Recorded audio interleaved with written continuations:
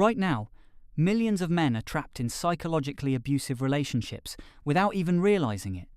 They believe they are being good partners and good husbands, but in reality, they are victims of a subtle and insidious form of violence that destroys them before they understand what is happening.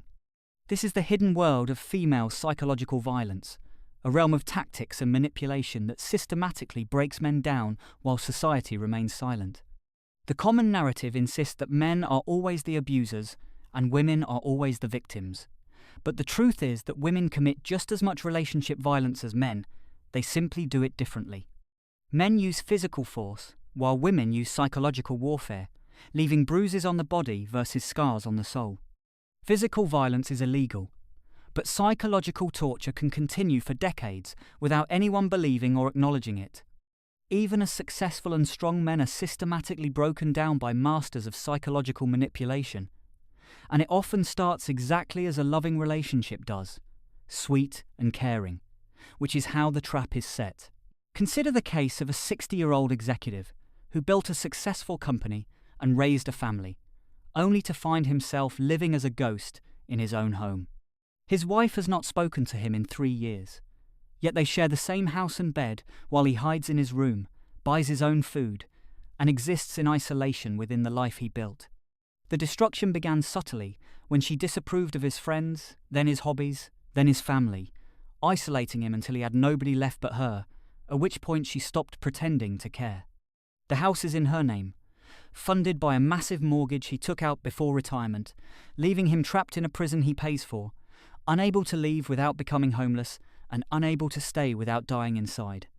This is the nature of female psychological violence, designed to be invisible, so that she appears saintly while he appears crazy, playing the victim while being the predator, crying in public while torturing in private, and if he ever reacts, he becomes the abuser she always claimed he was. The weapons of this hidden violence are numerous and devastating. Guilt manipulation makes everything his fault, from her unhappiness to her boredom to her infidelity, leaving him constantly apologizing for crimes he did not commit and trying to fix problems that do not exist. A brilliant programmer was convinced by his wife that he was a sex addict, needing therapy, simply because he desired intimacy more than once a month, allowing her to control him through manufactured shame. Isolation is achieved not through explicit forbiddance, but through perfectly timed fights that make him late, upset, or cause him to cancel plans until friends stop inviting him altogether. Followed by love bombing that makes him believe it is them against the world, while she becomes his only source of validation. Public humiliation disguised as jokes allows her to undermine him constantly with a smile, mentioning his insecurities and failures in casual conversation. And if he objects, he is too sensitive and ruining the mood. Forced to sit and shrink while everyone laughs uncomfortably. Sex becomes currency in these relationships.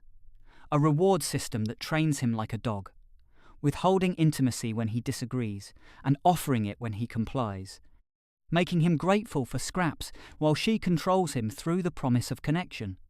An entrepreneur married for 15 years has not had sex in 3 because his wife creates impossible conditions that keep moving, using intimacy not as a goal but as a tool of control. Financial control is achieved through social pressure, shaming him into providing a lifestyle he cannot afford while criticizing him for working too much to pay for it, creating a no-win situation. The children become the nuclear option, with threats of never seeing them again used to keep him in hell, knowing that men rarely get primary custody and will endure anything to remain near their kids. A contractor was explicitly told by his wife that she could treat him however she wanted because the legal system would give her everything if he left, and she was right. As the system designed to protect women from abusive men becomes another weapon against him. Gaslighting makes him question reality itself, with her constant rewriting of history and denial of events causing him to stop trusting his own memory and perceptions until he believes he is the problem.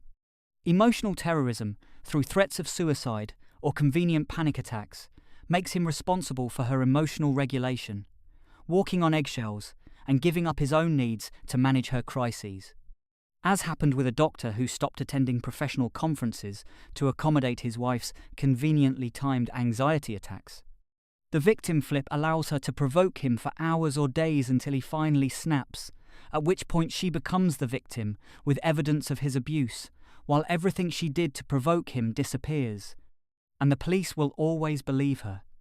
Intermittent reinforcement, the most psychologically addictive pattern, gives him just enough loving moments to keep him hooked and hoping for change, making his brain chemically dependent on rare approval, while enduring months of abuse for one good day that never leads to lasting improvement. Medical manipulation involves mysterious illnesses that flare up whenever he tries to assert independence, trapping him as her caretaker through his own compassion and sense of duty, while these conditions mysteriously disappear when she wants to do things she enjoys. Spiritual manipulation uses religion or intuition as weapons, positioning her as the moral authority and him as broken and in need of her guidance. Society enables all of this through disbelief and lack of support, with police laughing at men who report abuse, men's shelters essentially non-existent, and therapists often trained to see men only as perpetrators.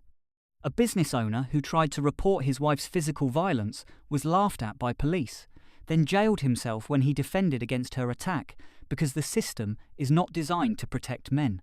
Medical manipulation involves mysterious illnesses that flare up whenever he tries to assert independence, trapping him as her caretaker through his own compassion and sense of duty, while these conditions mysteriously disappear when she wants to do things she enjoys. Spiritual manipulation uses religion or intuition as weapons, positioning her as the moral authority and him as broken and in need of her guidance. Society enables all of this through disbelief and lack of support, with police laughing at men who report abuse, men's shelters essentially non-existent, and therapists often trained to see men only as perpetrators. A business owner who tried to report his wife's physical violence was laughed at by police, then jailed himself when he defended against her attack because the system is not designed to protect men.